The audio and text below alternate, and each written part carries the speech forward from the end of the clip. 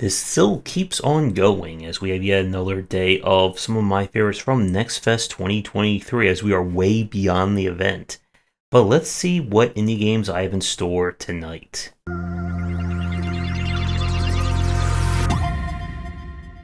We are starting things off with Yomi 2. This is a deck builder by way of a fighting game or a fighting game by way of a deck builder. I will let chat try and figure this one out. The rules here is that both players will take turns playing cards. Cards have specific counters to one another. A high block will defeat a high attack. 2 attacks, the one that is the faster one will win out. And there are additional rules for projectile, special counter cards, and so on. Your mission is to beat your opponent one card at a time while trying to keep them from doing the same to you. This is one of those games that it's not as complicated as it may look from the outside, but it can be a little bit on the complex side. Even with that said, different cards can be combined or comboed together, and then those combos are based on the strength of the card, how many costs it takes to use it. Every character in the game has essentially their own unique deck, as well as their own unique kind of special cards and ways of fighting. And this is by no means a very quick and easy kind of game. There is definitely some depth here. The onboarding, I would say, is okay. A lot of it, much like in a fighting game, is going to come down to you playing and just starting to recognize what cards can be used where, how the different icons and linking will work, and so on. If you're someone looking for a very different take on deck building design, definitely check out Yomi 2. It has both a kind of like single player campaign as well as online play to boot. We now turn to Jello. This is a kind of in the realm of brutally difficult realistic physics style platforming. We play as a sentient blob of, I guess, Jello, who has been tasked by a magical lemur to explore different dimensions looking for crystals and bugs and other strange things. Movement in this one is entirely going to be physics driven. As you click and drag in a direction, you can propel your Jello guy in that direction. The further you pull, the more he'll get launched in that way. You can also kind of roll left and right along the ground to properly position yourself, which is a really great change from games such as Jump King and Pogo Stuck, where it always feels like you're constantly on in those titles. But make no mistake, Jello is not going to be an easy game to play. Because you're kind of using the mouse as a gesture, or if you want to use an analog stick, you can do that as well, it can become very demanding on your hands. These kinds of games always seem to hurt my fingers after an extended period of time. The physics and general platforming are on point. If I had any major complaint about this game, it's how the drag feature works with the mouse. You see, if you've been watching the footage, you notice how I can pull and you can see the kind of like goo trail that determines my trajectory. You see, if you try to do this on any of the edges of the screen, the game will stop you the actual pull.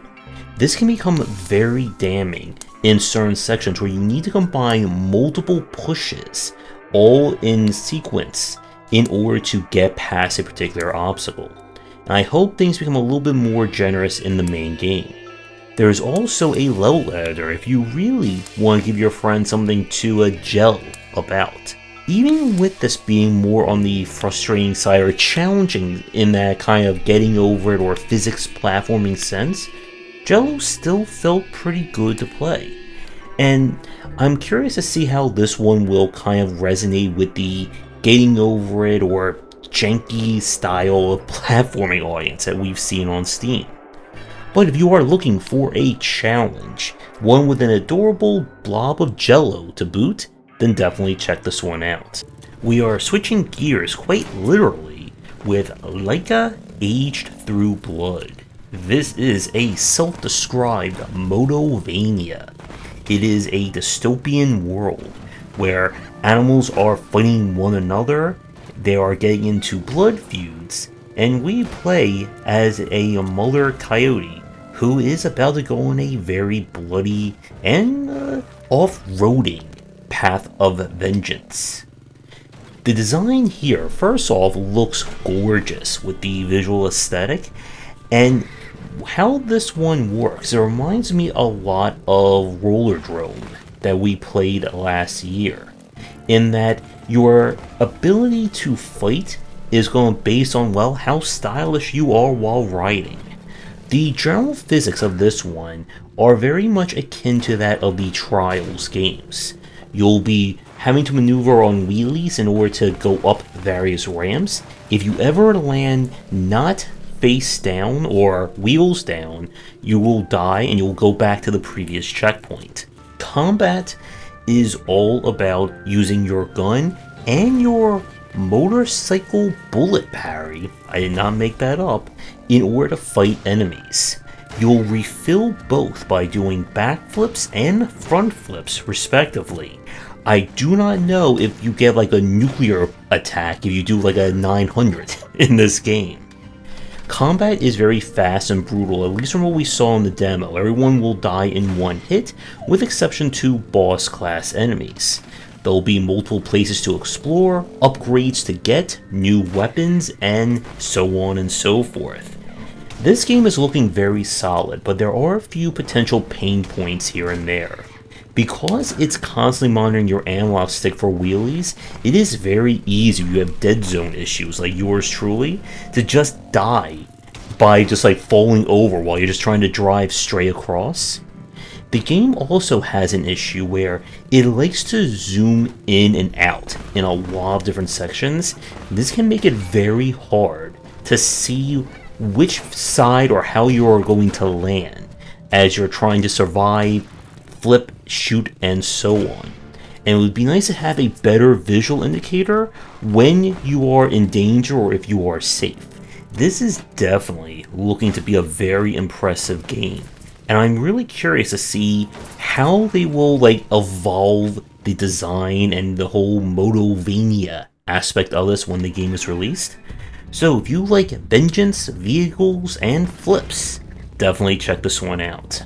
We now really switch into something different with Loddleanut, and hopefully I didn't butcher that one too badly. This is a underwater cleanup game. We are on an alien planet that has been left full of pollution and gunk by an evil corporation, and it's up to us to be the only cleanup person for the job. The game itself is focused on you going to area by area and using your variety of tools to clean up. As you remove the gunk from the area, the water will become more habitable to the Loddles, which are the alien creatures that live here. As you clean, you'll be able to recycle the trash into various upgrade materials, which you can then use to either unlock new tools, increase your breathing capacity, improve your kind of laser cleanup gun, and so on. This is by no means designed to be a difficult game. If you're looking for like the Sonic drowning theme for this one, it is definitely not here. This is going for very cozy, wholesome style gameplay, and it works quite well.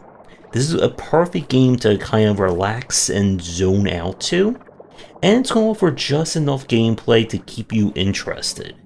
While we didn't get to see a whole lot in the demo, the game does say there will be different areas, more upgrades, you'll be able to do more with the various Loddles, however you pronounce them, that are in the environment. If you enjoy cleaning, some coziness, and some casual play, then Loddleanut is certainly worth checking out and taking a little dive to explore. We now turn to Jumplight Odyssey. This game definitely wins the award for probably best opening cinematic, I think, of any of the games I played during NextFest. This may look like a opening of a Japanese 80s anime, but this is actually a kind of colony sim slice of life style game. I know that's a little bit confusing. our mission is that we are the remaining ship of a planet that has been destroyed by an evil empire, and we must flee one star system at a time to keep ahead of it in order to make it to safety. So there's only some aspects of FTL there, but the main heart of this game is going to be managing your spaceship of lots and lots of crew members and trying to get the resources, upgrades, and so on that you need to keep going. One thing about this game is that the demo itself, I don't quite know if it's indicative of the main experience, and this is one of the issues I had with it. When you start, you have a completely furnished ship in terms of food, water, oxygen, power, and so on supplies, and you're not really given a chance to do a lot in that respect. And the demo just kind of lets you go through the motions of selecting a few things, but not really giving you any explanation as to how any of this will work. Kind of gleaming from our play, you'll assign people to various departments, such as going into space itself, managing the scientific wing, supplies, building, and so on. Characters are all individual units, they have their own wants and needs, and you probably don't want them to get killed out there in space. You will lose if the princess, who is the commander, gets destroyed in combat or if the ship gets attacked. There are upgrades to various modules, and you're going to have to send out shuttles and squadrons in order to protect the ship, as well as to find more people, resources, and so on. Jumplight is kind of like your special resource that is used to make your hyperspace jumps, and this is accumulated over time, and you'll need to decide how much to store and then where you're going to kind of move next, because each kind of system will have different resources you can gather, different quests to do, etc., etc. And I believe the game is over, at least it's hinting at from the demo, once you make it all the way to safety. We did not get a chance to really see how combat is going to play out, but this game certainly has a lot of charm and really solid aesthetics with its kind of, again, like 80s anime style to it. If they can get the onboarding up to par and kind of give us a little bit more reason to explore and I guess like make this ship our own, then Jumplight Odyssey could be another fantastic kind of, again, like slice of life colony sim-esque game to check out. And for the last game of today's part, this is Dreamed Away. We play as Theo, who is trying to find his sister after a very unusual morning, but something seems to have gone terribly wrong. He is trapped in another dimension. There are strange spirits out to get him, and someone or something is preventing him from finding his family. The game itself is played out in RPG style. You'll explore from one area to the next, and you'll have to try and fight or dodge your way around various enemies. Combat definitely falls in line with a similar style that of Undertale. Enemies will have different attacks that are represented by bullets and such to dodge. You'll need to move Theo around to avoid them, and then initiate a QTE in order to do damage. If you line it perfectly, you can continue comboing, and if you get really good at this, you can probably 1 to 2 turn a few of the enemies and bosses. The combat itself can be on the challenging side, definitely leans into kind of the similar bullet hell-esque nature that Undertale got to. The story is certainly interesting. It's going to be one of those that you're not quite going to know where it's going to end up, but I'm sure we'll all have some theories just from playing as to where it may go. As I said, the difficulty of this one may be a little polarizing. It is very easy to take a lot of damage in it, and there does not appear to be any kind of equipment or upgrades or things like that beyond just flat leveling up. And I'm curious again to see if this game will be able to sustain this kind of gameplay loop over how many hours it's going to be. I believe from the store page, this is going to be more on the shorter side. This is not going to be like a 40 to 80 hour long RPG. And I was enjoying this one. Again, the more contemporary themes and kind of unusual settings definitely give this one some charm. And if you're looking for another kind of like Undertale-esque mystery to explore, then definitely check out Dreamed Away. And with that, we're going to wrap up today's part here. I can confirm now there's only going to be 2 more parts left in this series, and then I will never play another indie game for the rest of my life. Be sure to do all that YouTube and stuff people tell you to do. Check out our Discord and Patreon link down below. And if you would like me to play your game if I do decide to jump back on the horse, please get in touch. And if you're interested in my thoughts on design, be sure to check out my game design books wherever books are sold. And with that said, come back for another part here on Game Wisdom, where you examine the art and science of games.